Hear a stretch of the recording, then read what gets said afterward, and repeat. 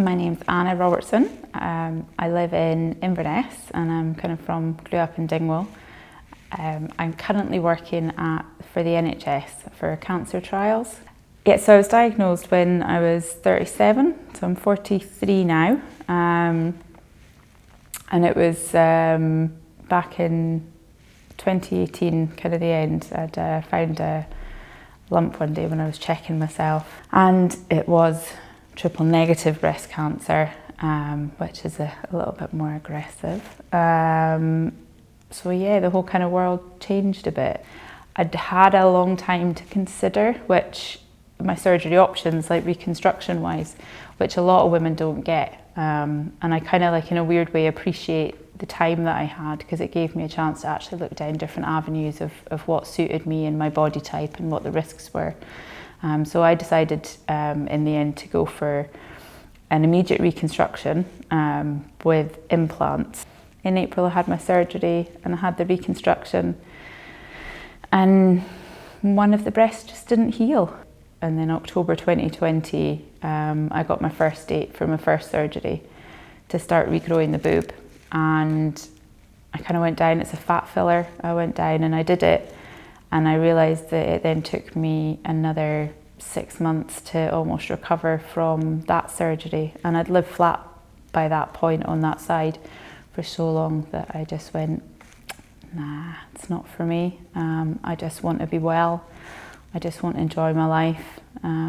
So I cancelled the remaining 4 or 5 surgeries that were ahead of me and decided to live flat and got a really cool tattoo instead. So I am now 5 years clear, which was one of the weirdest kind of build up emotionally, because a lot of people are expecting you to be really excited or really happy that you've passed it. And I think for me, I was just quite nervous and tense, and spent probably the first half of the year thinking about the fact that I'd probably get cancer now. So yeah, I found it really tense. To add to that, I also had to then have another surgery in March this year to remove my ovaries and my tubes because of the BRCA gene and the ovarian cancer risk. I've been thinking a lot, I suppose, recently about my image and how I feel about my body, and I spent a long time, I suppose, internally working on the healing process of losing my breasts, which I think a lot of people maybe don't recognise or realise maybe until you don't realise how much that kind of thing is a part of your image and your confidence and how you feel about yourself until they're removed.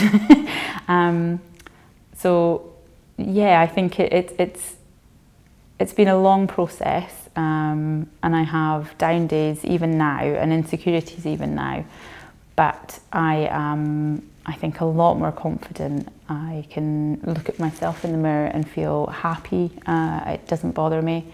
The scars that I've got left from the mastectomy are kind of like intertwined with my tattoo, which I think is really cool. So I don't mind looking at myself, and yeah, so I've kind of got over that side of things, and now I'm just working on the whole menopause issues that are created with body image as well. But yeah, I think I'm keeping it in line. I'm quite positive, and I let myself be grumpy and eat cake when I want to, but at the same point I try and look forward and try and be positive when I can.